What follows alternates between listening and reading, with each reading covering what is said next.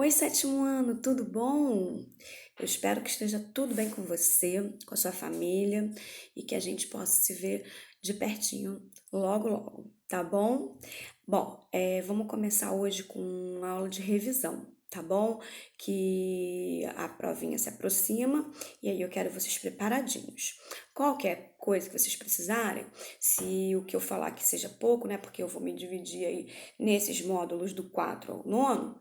Então, pode ser que eu atropele alguma coisa, né? Mas tem essas aulas todas explicadinhas, cada uma lá aqui na plataforma, tá bom?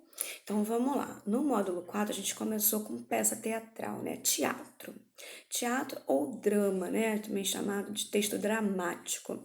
Porque ele foi feito para ser encenado, tá? É um texto, primeiramente feito para entreter as pessoas na antiguidade, e aí tinha a comédia e a tragédia, né? Ah, e as pessoas não tinham muito o que fazer, isso era um recurso, né? Alguma coisa que havia muito mais do que hoje em dia, até eu acredito, porque era uma das poucas coisas que eles tinham para fazer.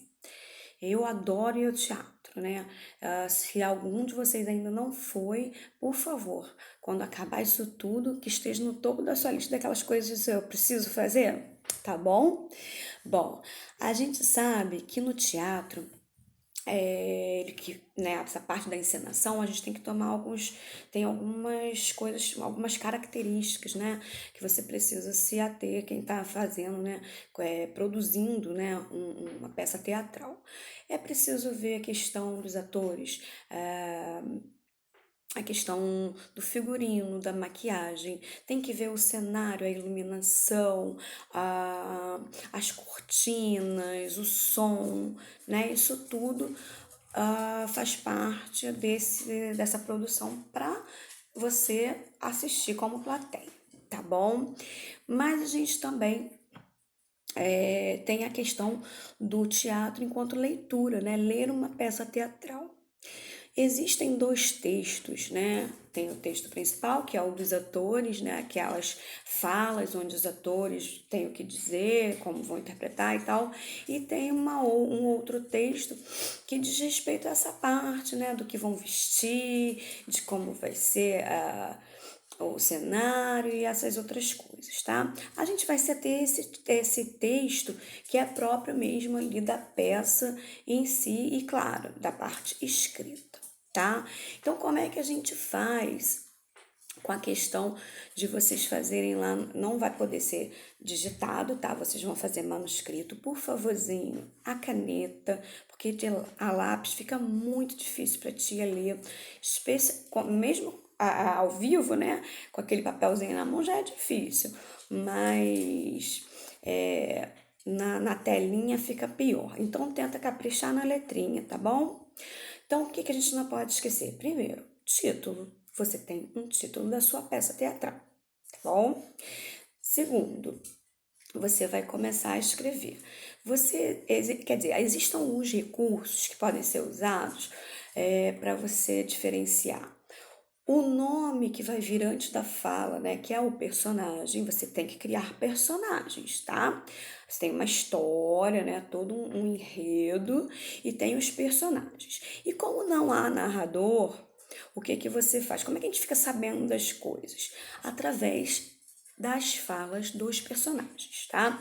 A gente sabe como um personagem pode ser através da própria fala dele ou da fala de um outro personagem que vai falando pra gente as características desse outro personagem, tá bom? Então é através de falas, ou seja, a gente usa aqui discurso direto, não o discurso indireto, né? Discurso direto é que a gente usa para poder fazer a peça teatral escrita. E aí, vocês têm o recurso aí. Eu posso usar duas canetas, né? Duas cores, uma preta e uma azul, por exemplo, tá? Não usem vermelho, por favor.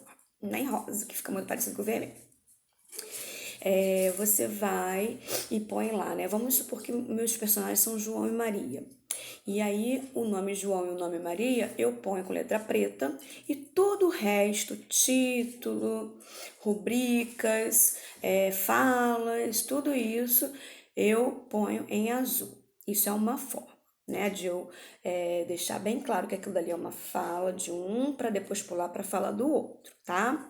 Eu também posso, além de botar a cor ou, né, somente botar tudo em letra maiúscula. João, tudo letra maiúscula. 2 pontos aí eu venho com a fala, tá bom?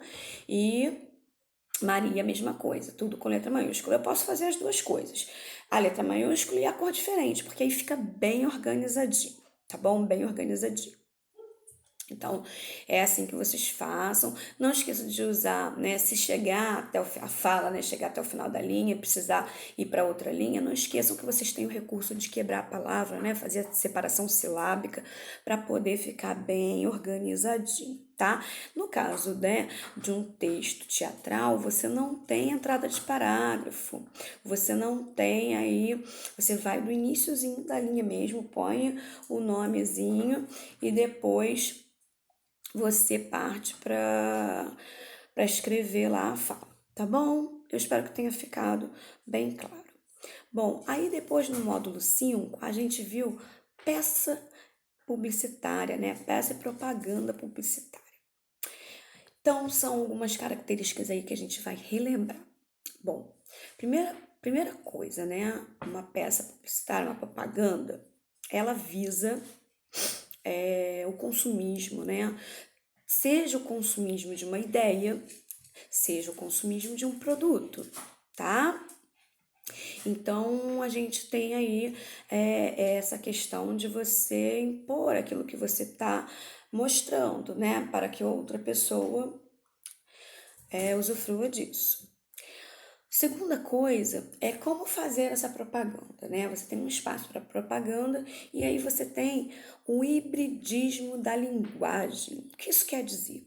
Quer dizer que você usa tanto a linguagem escrita quanto a não escrita, não verbal, né? Que seriam as ilustrações, os desenhos, gráficos, todo esse outro recurso que não é a língua, né?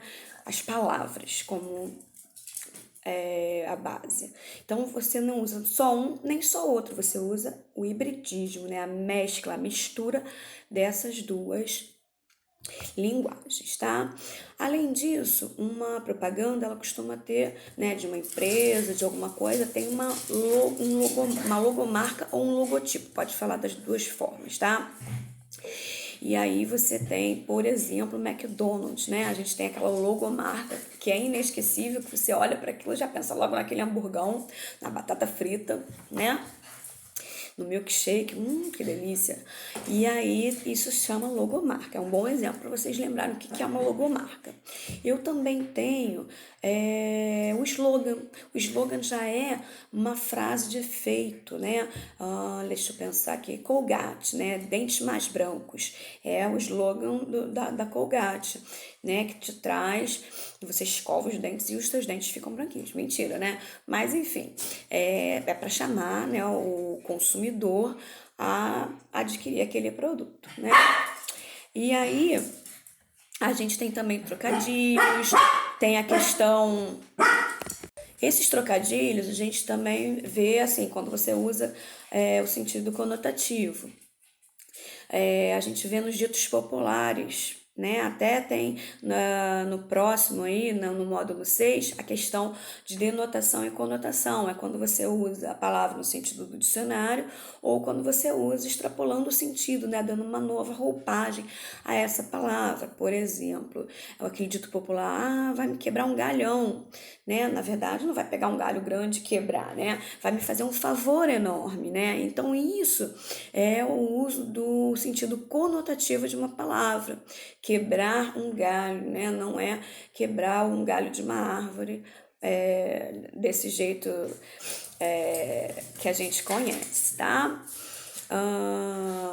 Depois, no módulo 7, eu pedi para vocês fazerem uma paródia, né? Produzir uma propaganda com parodiando alguma marca, alguma logo e tal. E é assim, foi um trabalho excelente, maravilhoso. Eu amei muito. A criatividade de vocês é insuperável. Eu nunca vi, nossa, tanta coisa bacana. Vocês trabalharam nota 1000, tá bom?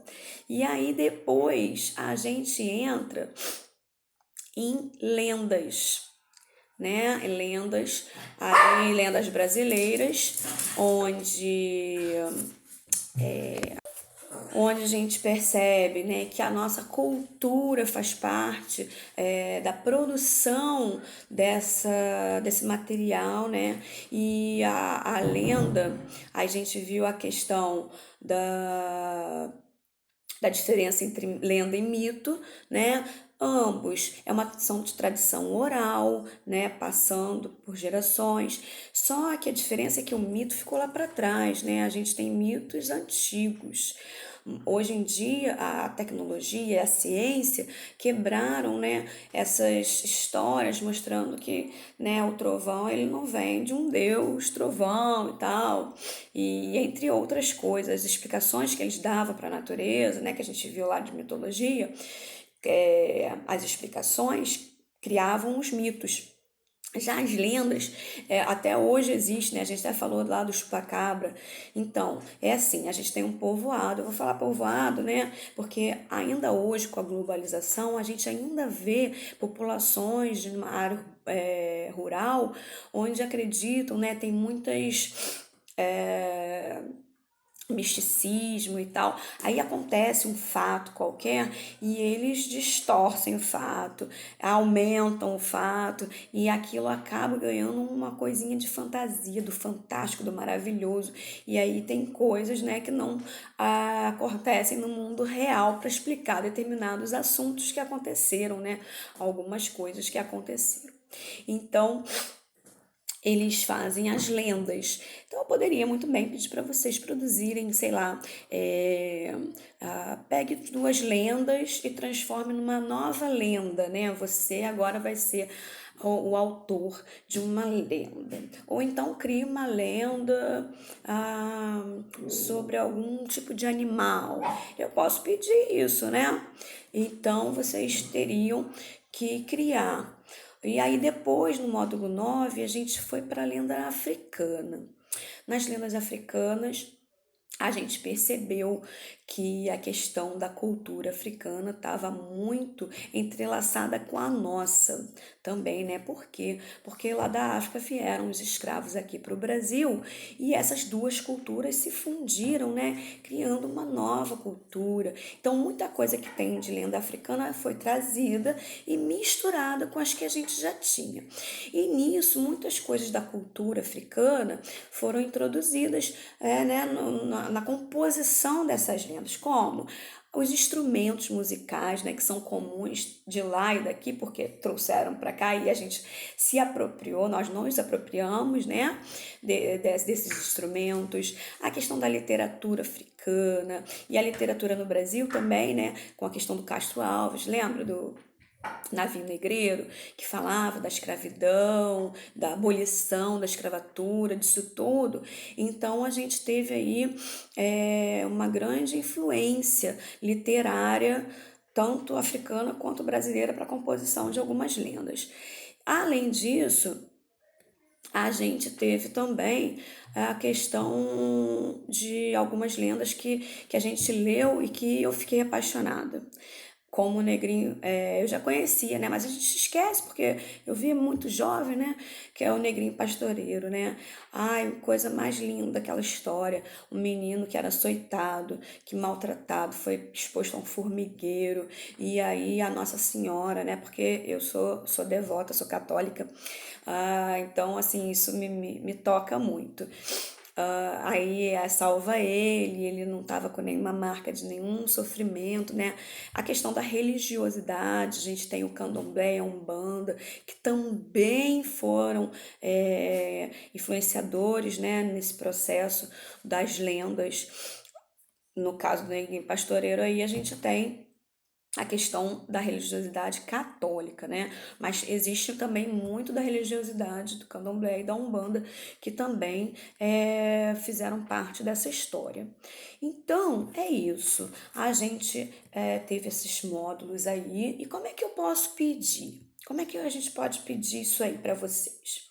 Eu posso pedir ou eu dou escolha fazer proposta um, a proposta 2. Por exemplo, proposta um é você fazer um texto teatral e a proposta 2 fazer uma lenda. Ou então eu posso pedir só uma dessas coisas, tá? Ou faço uma propaganda, crio uma propaganda. Não sei ainda, eu vou fazer com muito carinho, muito amor, eu vou fazer a sua provinha, mas esteja preparado para escrever. Agora, o que a tia pede? Primeiro, né, evitar a questão de ficar repetindo o vocabulário, seja em qualquer tipo de produção que você faça, né? A criatividade, reler aquilo que você fez para verificar se tem acento faltando, vírgula faltando, ponto, né? Quando for no caso de uma lenda que você precisa botar parágrafo, entrada de parágrafo, então você fique atento com os detalhezinhos, né? Tudo aquilo que a titia já explicou para vocês e que alguns esquecem, e escrever do início ao final de uma linha, né?